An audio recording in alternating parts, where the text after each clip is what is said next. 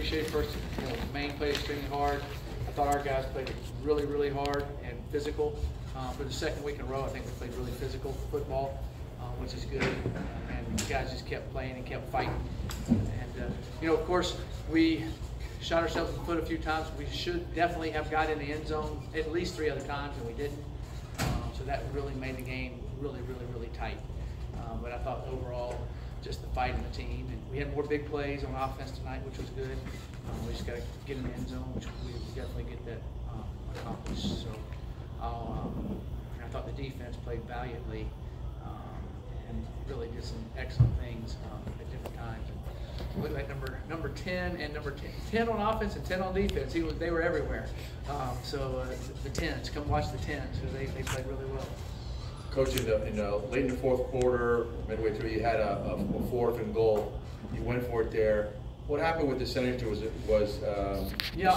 Our center, he's a phenomenal player. Box did a great job. He thought they moved, and they said move, and they kind of jumped, and he thought they might have been offsides. It messed up. It was a young mistake and something that we as coaches got to work on harder. So it was a mistake by us. Trying to get the first down, trying to get the penalty on. Yeah. And but they didn't jump across, and we don't really do anything on sound either. So, but I understand what he was trying to do. It's just we got to realize in that situation it's really a tough situation to do. Last Tuesday when we talked, and you said it was at that point looked like it was Grayson. Depending what happened the rest of the week, what did you see, and why did you make that decision to go to Keon? Well, we felt Keon did some really good things in practice, and he's been practicing well. We just felt like it was the best thing for our team in this game to make that change at the time. And we'll reevaluate after this weekend and see what's the best thing to do next weekend. And they've been competing. All the quarterbacks have been competing and getting a lot of reps the way we do it. I thought Keon made some big plays tonight. You'll watch on film. There's some other ones that he can make. But the thing he did is he kept playing and he kept being aggressive, which was good to see. Well, what did you see? I'm sorry.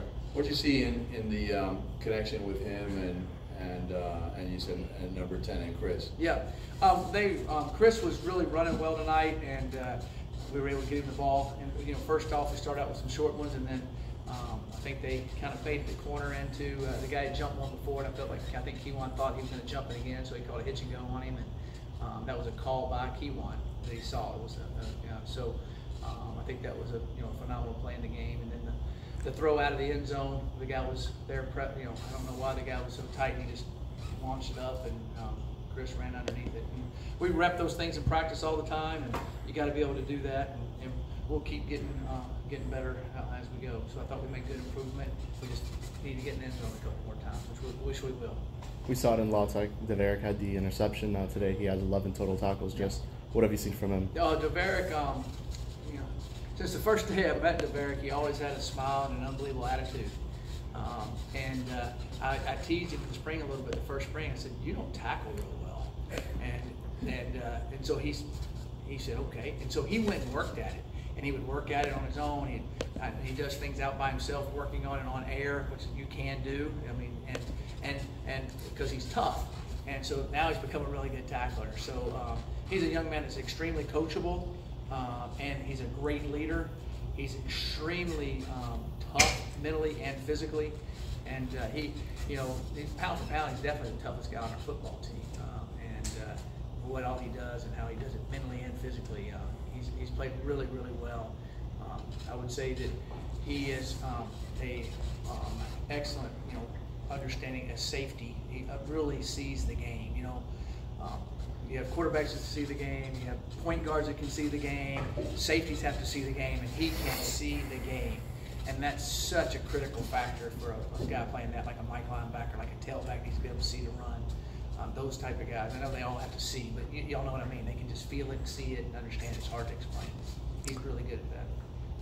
Coach, can you talk about the impact that John Manuel has had on the defense? Wow. 15 tackles against Louisiana Tech, 14 total today against Maine. Like I said, he is all over the place. We ran a blitz off of one side there, and they had a screen into it, which is like the worst thing that could happen to you. Yeah. And I'm like, this guy might go all the way. And Donovan, like the old term, I'm going to use an old term, he was like shot out of a cannon. And he just, beeline and got him. What a play that was. Yeah.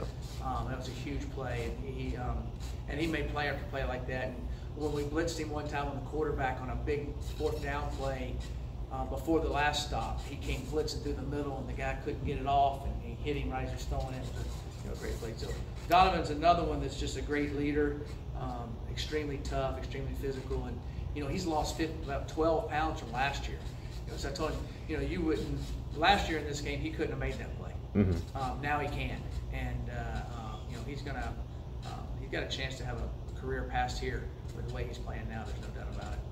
And Coach, could you also go over the 2 4th down attempts in the first half, relying on potentially getting the ball into the end zone instead of going with Chase Gabriel and some potential field goals? Yeah, we felt like where we were at, and then I think if I'm not mistaken, I think one of them would have been right into that wind, and would have been their guy got kind of held up. I thought percentage-wise, I definitely thought it was better for us to try to go for it and do that at that time. I think if the wind wouldn't have been blowing so hard on that one, I would have probably kicked it.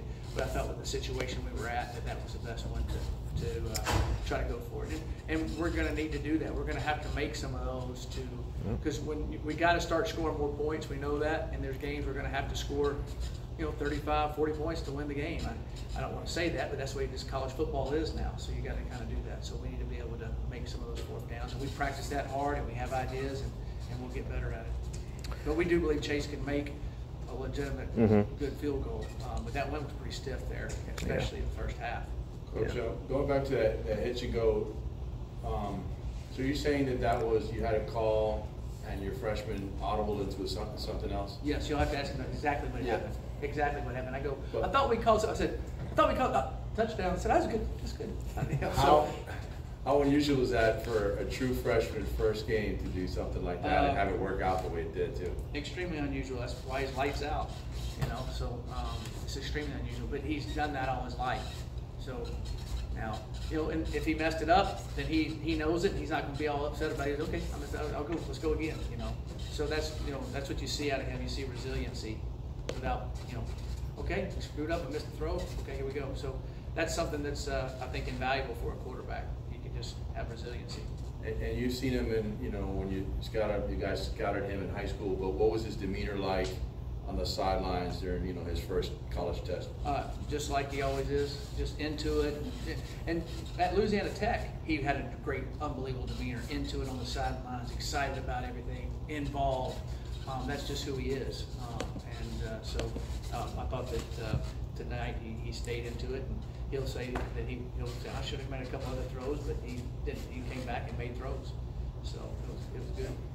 You got the victory tonight, so that's always a good thing. What stands out as things? You're right. It is always a good thing. Right. But what stands out, if anything, is something that this area we really wanted to. Yeah. The biggest thing that stands out is we need to get into the end zone more. When we get down there, we need to score touchdowns. You've got to score touchdowns to win in this league or in major college football. Period. And so the game has changed where it's just such a scoring game. Our defense is playing extremely hard, and giving up a few yards here and there, but we're playing extremely, extremely hard. So I think that's important. We just got to keep playing and keep pushing, and find ways to get an end zone. And we will, like we improved on things from last week, we'll improve going into this week, and go from there. But we need to score more points. And 1-0 in the brand new gold pants. Final thoughts on those? Yes. Did y'all like them? Oh yeah. I thought they looked really good, and that gives another to us. I noticed. I think the inaugural game, because I've seen that they wore gold pants, didn't they? And with the blue jerseys. So I think that was something I had saw when I first got here. But when I first got here, we had to buy 2 sets of uniforms. We didn't have enough money to get them. So this next year, when we bought the Miami Vice and we got the Key Biscayne Bay ones that you haven't seen, we got coming. Y'all seen those? Seen them. So we'll go from there. So we got some good stuff coming, and we're going to keep doing it. We're going to keep doing it, and we're excited about what we have coming along. I guess talk just about the support you guys had tonight. Pretty big crowd for you guys. Yeah, it was a great crowd. Our marketing group and our ticket group and Scott Carr and all those guys have done a phenomenal job of doing that. The tailgating was awesome. All the fraternities and sororities and all the groups out there. And of course our band, Marnie does an unbelievable job. Barry does an unbelievable job with the band and those guys out there. It was great. So yeah, it was really good to see that great student section there. And our kids really enjoyed it. And they had all the students in line just when we came out, all the freshmen. Yeah. That was a lot of fun. There was some young freshmen though. There's some little bitty kids. I didn't think they were freshmen. They're starting too young here. So. Anything else, guys? All right.